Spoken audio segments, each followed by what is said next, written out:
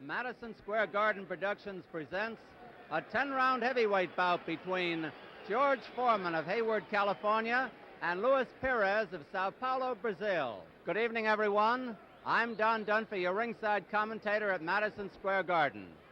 Undefeated in 31 professional fights, former Olympic champion George Foreman hopes to take another step tonight in his march to a title shot with champion Joe Frazier. His opponent, rugged Luis Pires, has other ideas. Rather than being a stepping stone for George, Pires hopes to put a chalk under his bandwagon. It should be an exciting evening. We'll have more about these fighters when we return to Madison Square Garden right after this message.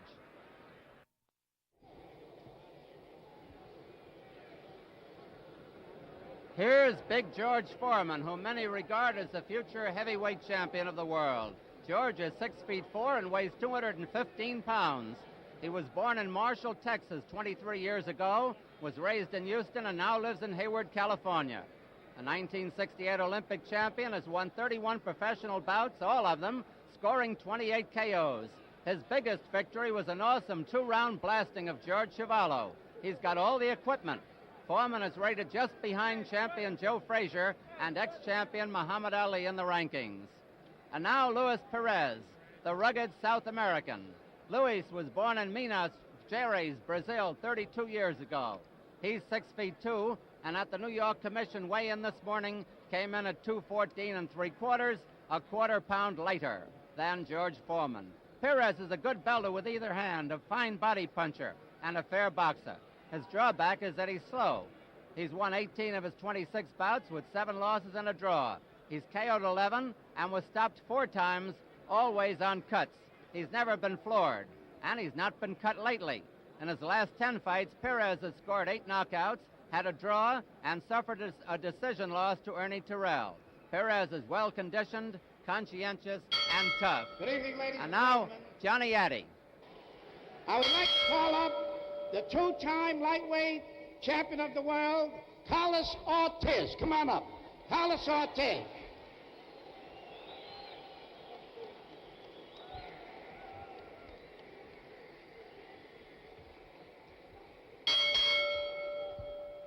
Ladies and gentlemen, here are the ring officials assigned by the New York State Athletic Commission. The judges, Tony Castellano and Bill Recht. The timekeeper, Fred Abatello. Counting for the knockdowns, Tony Perez. Referee for the main event, Johnny Lo Bianco. 10 rounds. Introducing from Brazil. He's wearing blue trunks. He weighs 214 3/4 pounds. Luis Pires. Pires gets a His nice opponent hand. from Hayward, California. He's wearing red trunks. He weighs 215. Undefeated George Foreman. Main event, a big 10 hand rounds. for George, too. Another bout to follow. Johnny Lo Bianco's instructions. They'll be wasted on Pires, Pires. He speaks no Foreman, English. you both have boxed in New York before. You're well acquainted with the rules. I'll review them for you. 3 knockdowns in any one round automatically ends the bout. If you score a knockdown, go to a neutral corner and stay there. You must take an 8 count. If you leave the neutral corner, the count will stop. If you are in a down position and the bell rings, the count will continue with the exception of the last round. I want a clean fight. When you're in Neither close and you're in Pires a nor his clinch, I'll tell you to manager, break. Captain step Nelson, back. speak English. Protect yourself at all Chicky times. Ferrara in the Shake hands corner now. with Good them luck to both of you. speaks English, but doesn't speak Spanish. They're wearing 8-ounce gloves, and the scoring is on a rounds basis with a supplementary point system if the rounds come out even on an official's card, and Johnny Lo Bianco gave you the rest of the rules. It's a 10-round bout, at least that's what it's scheduled for. And Foreman wastes no time. Foreman can jab, can hit with either hand.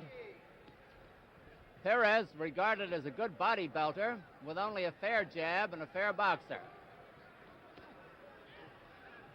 From the look on Foreman's face, I'd say he's going to try to get this over quickly.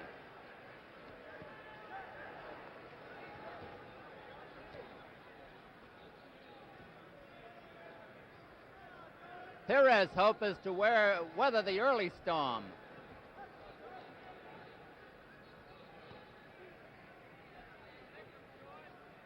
Incidentally, of the three men who have gone the limit with Foreman, two of them have been South Americans, Peralta and Davila. And Davila was also beaten by Pires.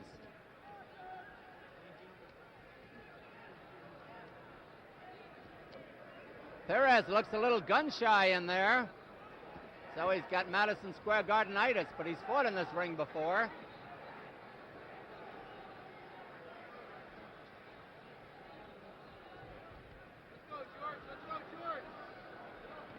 Those are solid jabs that Foreman is putting in there, and they are scoring. He's trying to bring down that guard.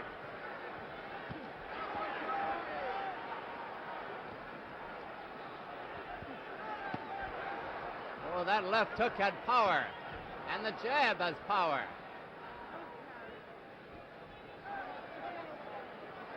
Foreman looks like a man completely in control of himself and of the situation. A minute to go in round one. And Luis is bleeding from the nostrils.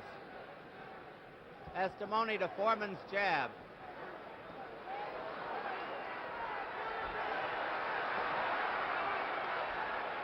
Foreman almost swung himself out of the amphitheater. And he's got Pires in trouble, real trouble. Pires on the verge of being knocked out.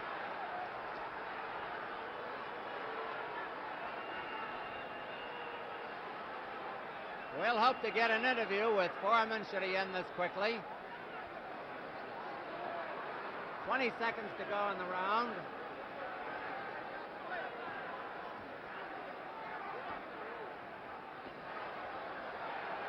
Pires trying to gamely fight back, but he's outgunned at the moment. 10 seconds to go in round one.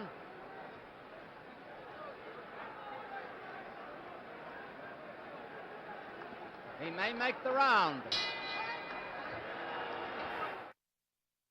Two at Madison Square Garden. George Foreman in the red trunks and Pires in the blue trunks. You're looking in color, and Foreman's are just, well, a little bit brighter, I think, if you're looking in black and white. Now Pires is starting to bob and weave and keep the gloves up to get away from that battering. And he took some battering in round one.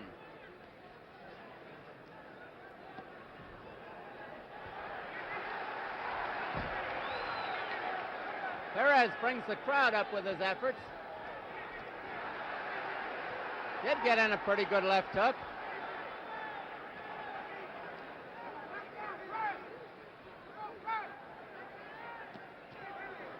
That uppercut hurt, and the left hook was a dazzler.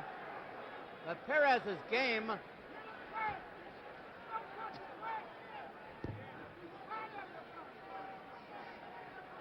is only 2 inches shorter than Foreman, but he looks a lot smaller. See if they call out a knockdown. 3, 4, 5. No knockdown. No knockdown. There would be a mandatory 8 count if were a knockdown. Johnny Lobianco said no.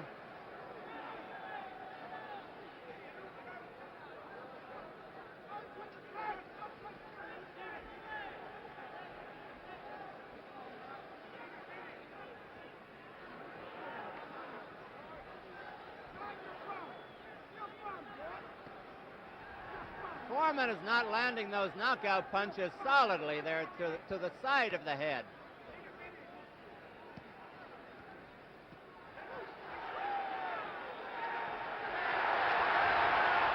Pretty good punches by Pires. A minute to go in round two.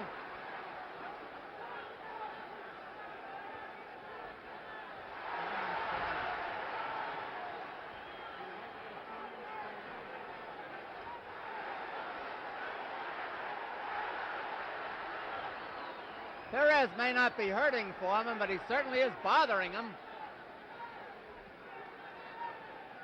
Even the jab of Foreman is not as sharp as it was.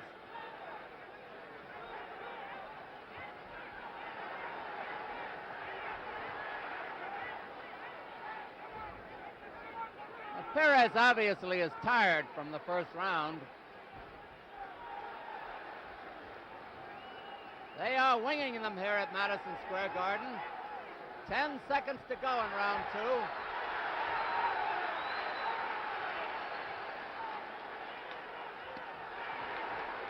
A beautiful body punch by Pires. And they battled after the bell.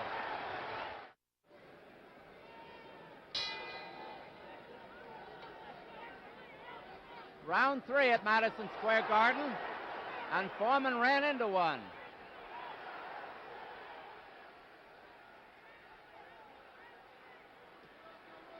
Foreman's apparently been told to get it over with.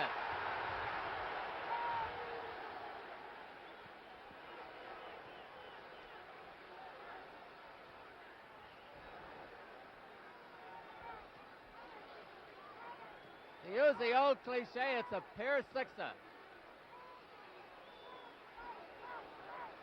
Pires is hurt again.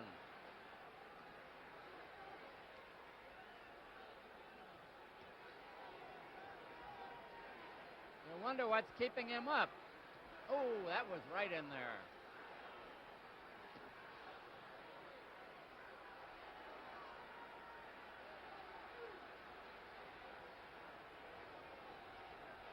Pires almost helpless on the ropes, but his courage is still there. His arms are heavy.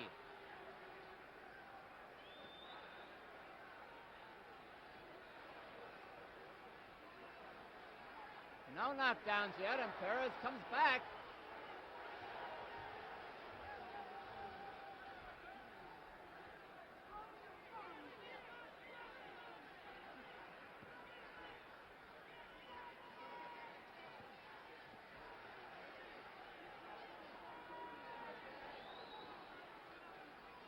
Pires apparently too tired to get his hands up.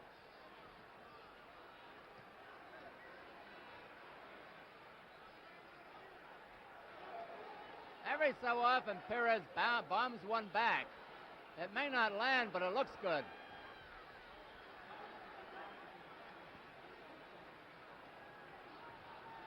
A minute to go in round 3. Pires bleeding from the mouth and the nose. Foreman relentless in the attack. Cannot seem to get that clean shot in there.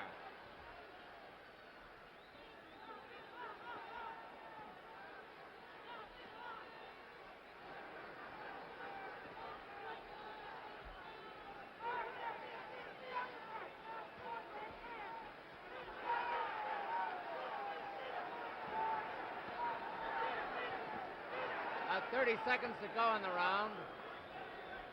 It's been one-sided, but Pires tries to make a fight of it.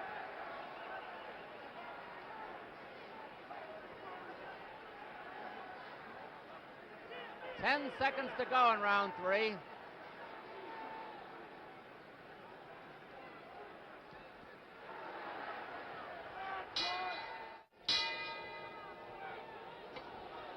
Round 4 at Madison Square Garden, and Pires doesn't get far out of his corner when Foreman's on top of him. Some of the crowd has been getting on Foreman for not being able to finish Pires. But Pires is a tough, rough customer who's never been floored.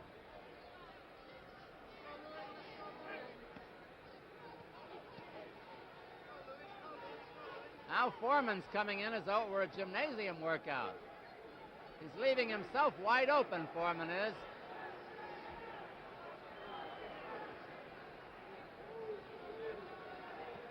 Pires is dreadfully tired.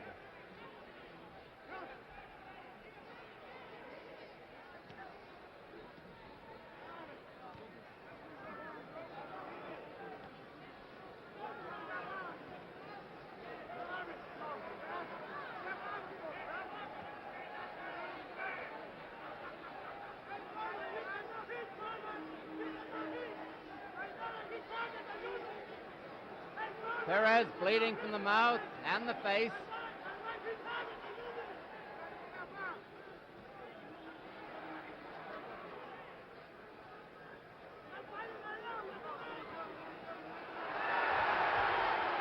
Every so often, Pires winds up and throws.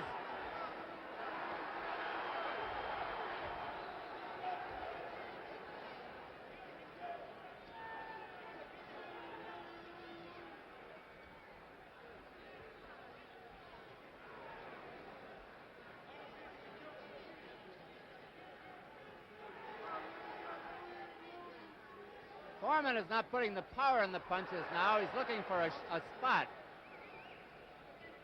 And Pires' face is becoming a crimson mask. A minute to go in round 4.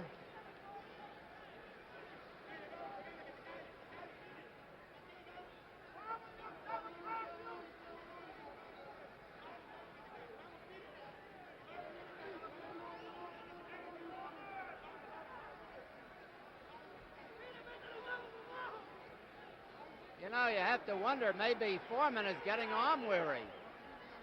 He isn't snapping them in there as he did in the first 2 rounds.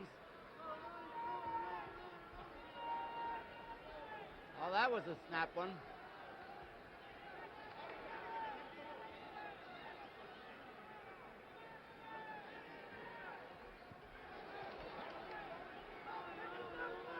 Ten seconds to go in this round.